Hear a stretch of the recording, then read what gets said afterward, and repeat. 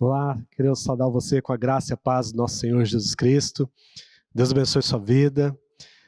Nós estamos aqui mais uma vez para um estudo bíblico e que Deus possa falar ao seu coração. Nós vamos orar então, clamando para que Deus nos abençoe, aquiete sua vida, aquiete seu coração, desligue aquilo que possa estar te perturbando e vamos orar. Senhor, muito obrigado por esse privilégio, por essa oportunidade que o Senhor nos dá de poder nos encontrarmos aqui e poder assim compartilhar a Tua palavra. Ó Deus, enriqueça a nossa vida com o conhecimento do Senhor. Ó Deus, fale a cada coração, fale, ó Deus, a cada vida.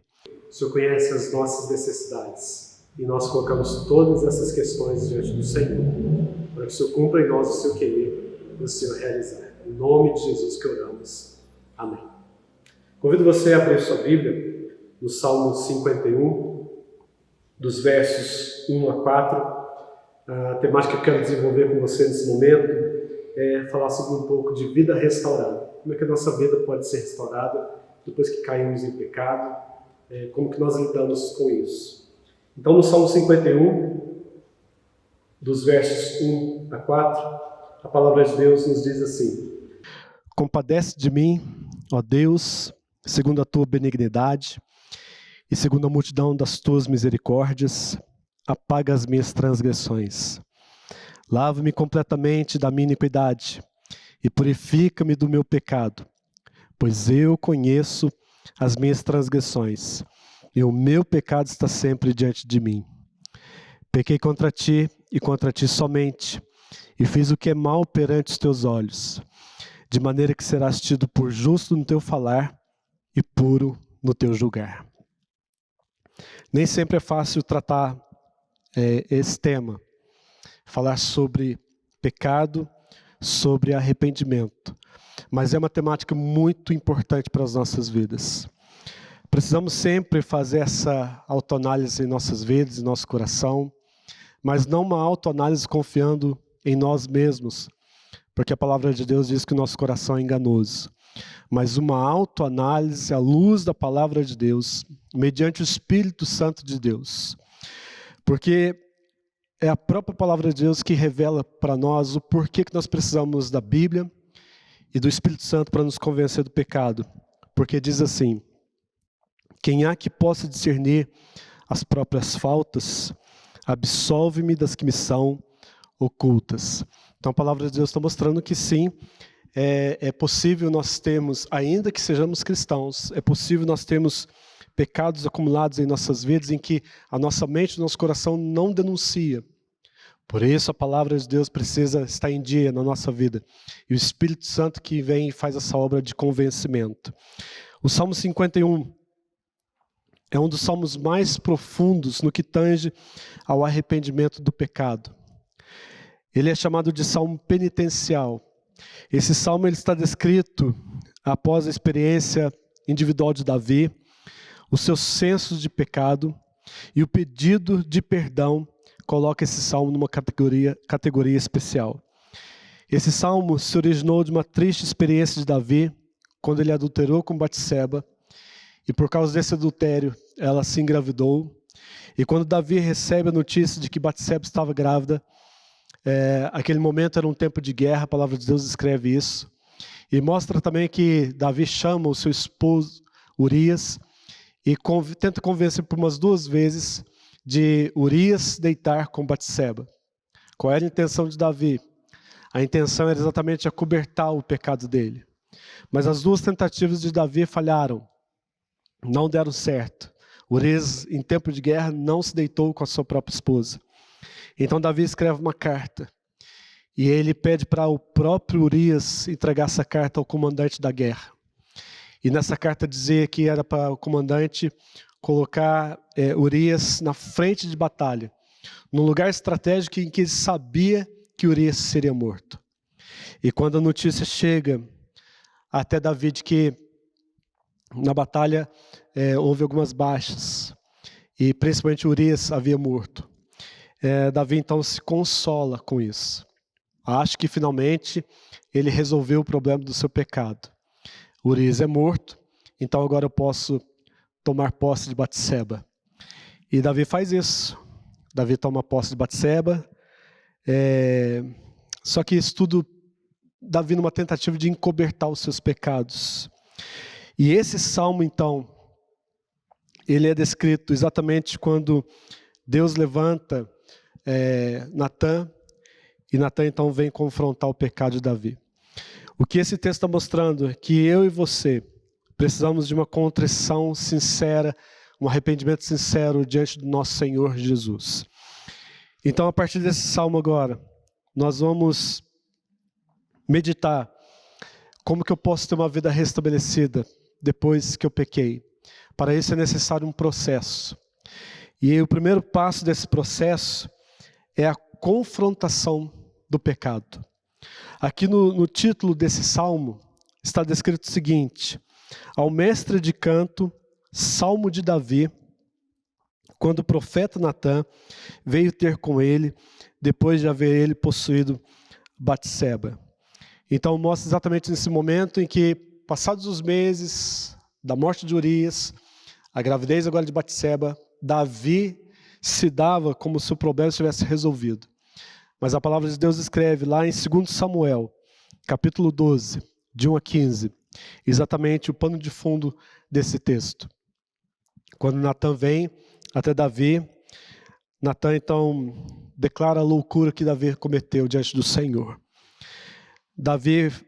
Natã acusa Davi, aponta a Davi, Natã conta uma história, e mediante essa história pede para que Davi falasse um veredito. Davi fica indignado com essa história que Natã contou, e quando Natã percebe a indignação de Davi, Natã fala então para ele: você é essa pessoa.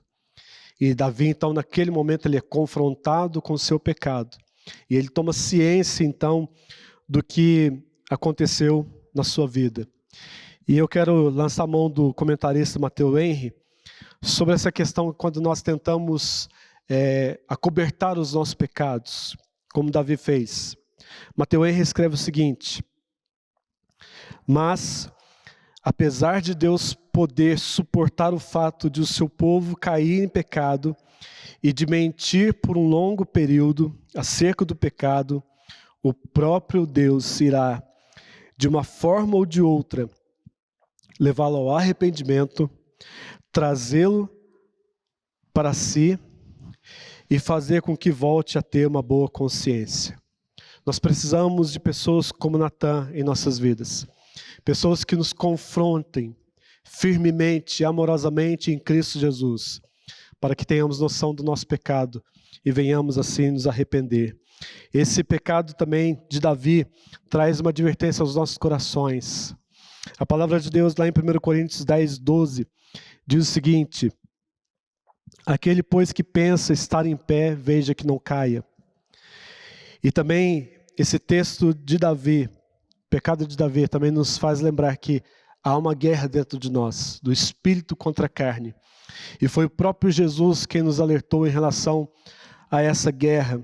Lá em Marcos, capítulo 14, verso 38, Jesus então declara: vigiai e orai para que não entreis em tentação.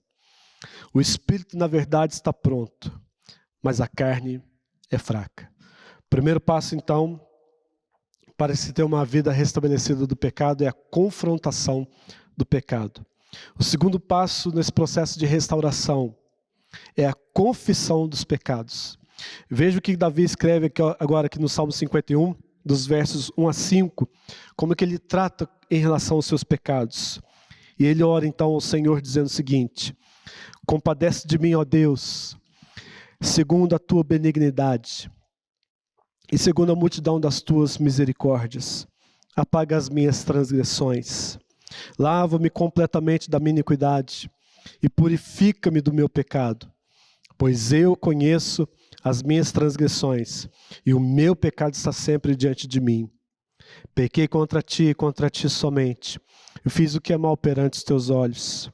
De maneira que serás tido por justo no teu falar e puro no teu julgar. Eu nasci na iniquidade e em pecado me concebeu minha mãe. É necessário relembrar que imediatamente após Davi ter feito essa confissão de pecados diante do Senhor e diante do próprio profeta, Lá em 1 Samuel 12:13, já mostra que o Senhor já se inclinou favorável a Davi. E lá nesse texto diz o seguinte: então disse Davi a Natã: pequei contra o Senhor.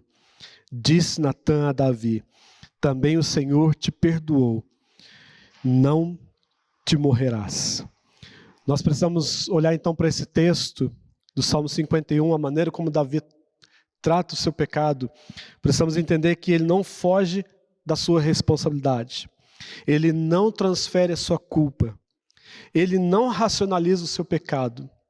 Ao contrário, Davi faz aqui uma confissão sem reservas da sua culpa, confessando plenamente os seus erros diante de Deus.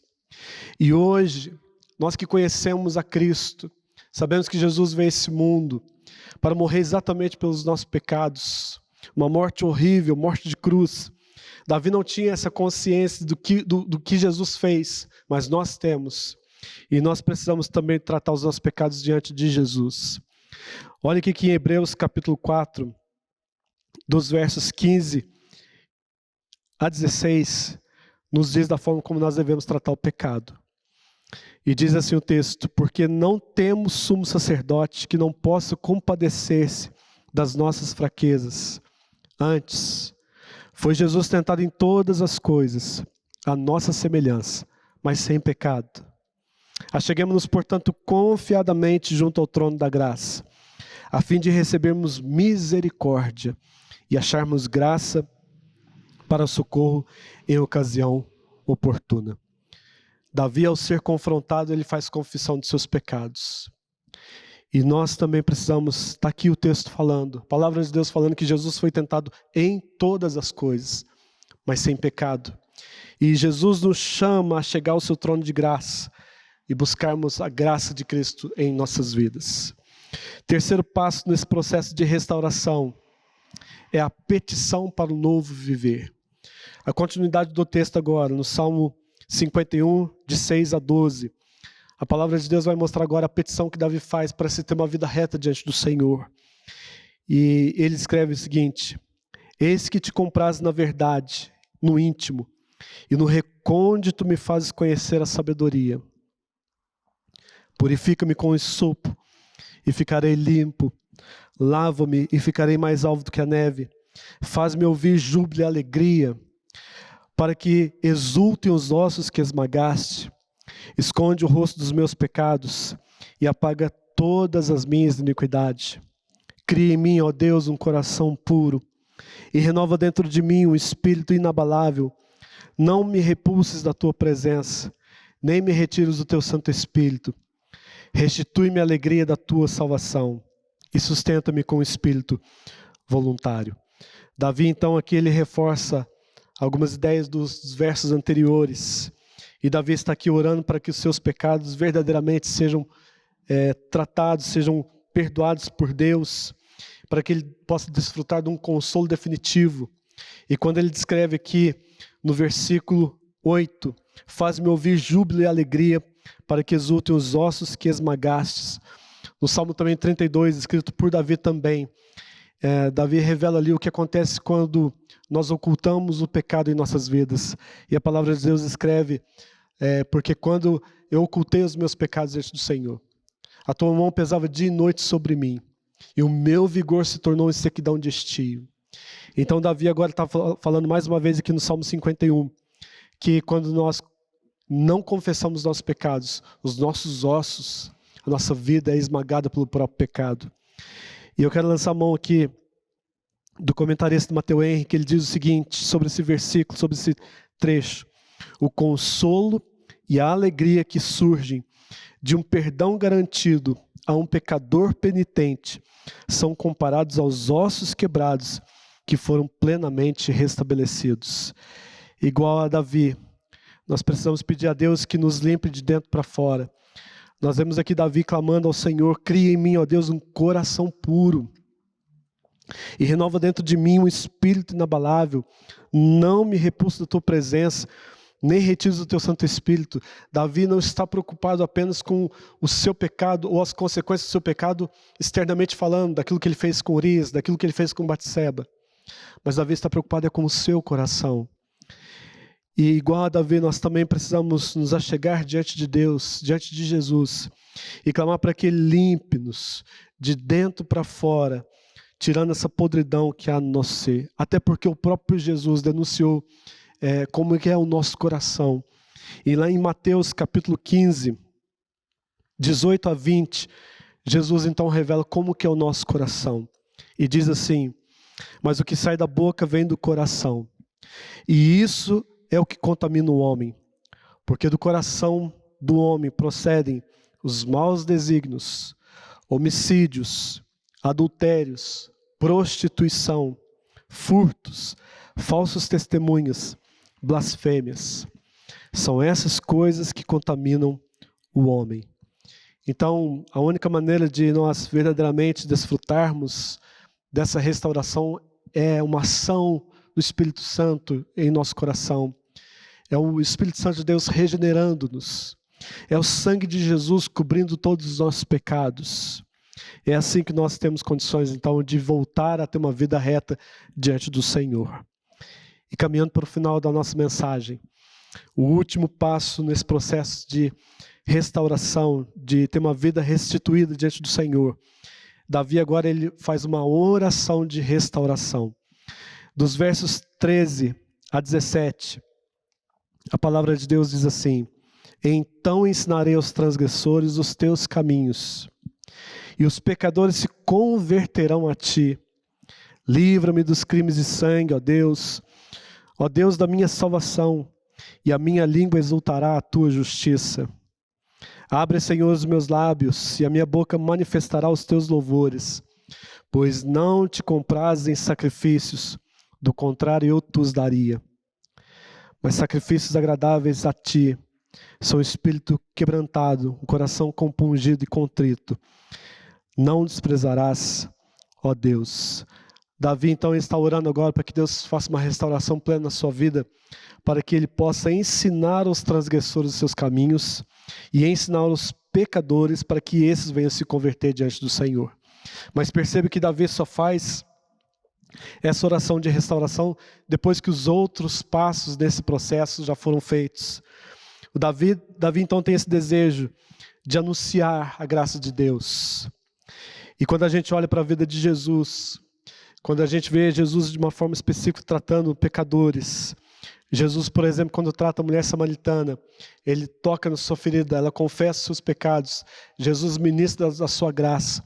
Ela ficou tão restituída, tão cheia da presença de Jesus, que ela foi até a sua cidade e chamou as pessoas para vir e ouvirem de Jesus. Quando aquela outra mulher também que foi pega em adultério e apresentaram diante de Jesus, eles estavam dizendo, a lei diz que essa mulher deve ser apedrejada. E Jesus trata aqueles homens e depois trata aquela mulher dizendo para ela o seguinte: vai e não peques mais. Agora Davi então, finalizando a sua oração, ele entende para que os seus pecados pudessem ser aplacados, não bastaria. Davi fala aqui no versículo 16, pois não te comprazes em sacrifícios, do contrário eu te os daria. Não te agrada de holocaustos. Davi entende que por mais que ele ofertasse todos os seus animais em oferta pelo seu pecado diante do Senhor, Deus não se agrada disso. Isso significa que Deus não se agrada de uma mera religiosidade. Não adianta termos todos os ritos de um culto se verdadeiramente o nosso coração não foi tocado. Não temos a compreensão da graça, não temos a compreensão do sacrifício de Jesus naquela cruz. Portanto, é necessário, sim, ter um espírito quebrantado, um coração quebrantado diante do Senhor. E a palavra de Deus diz que um coração dessa forma, Deus não despreza. E é assim que também nós somos chamados a andar diante de Jesus. A palavra de Deus diz que nós somos chamados a andar em novidade de vida. E eu quero encerrar essa mensagem trazendo o texto de Romanos capítulo 6, 22 e 23. A palavra de Deus nos ensina como deve ser esse novo viver. E diz assim: agora, porém, libertados do pecado, transformados em servos de Deus, tendes o vosso fruto para a santificação e por fim para a vida eterna. Porque o salário do pecado é a morte, mas o dom gratuito de Deus é a vida eterna em Cristo Jesus, o nosso Senhor. Que Deus assim nos abençoe. Que a palavra de Deus chegue ao seu coração nesse momento. Permita com que o Espírito Santo de Deus traga o convencimento dos nossos pecados. E ao você perceber esses pecados, confesse diante de Jesus nesse momento. Ele está pronto para te perdoar, pronto para restabelecer a sua vida.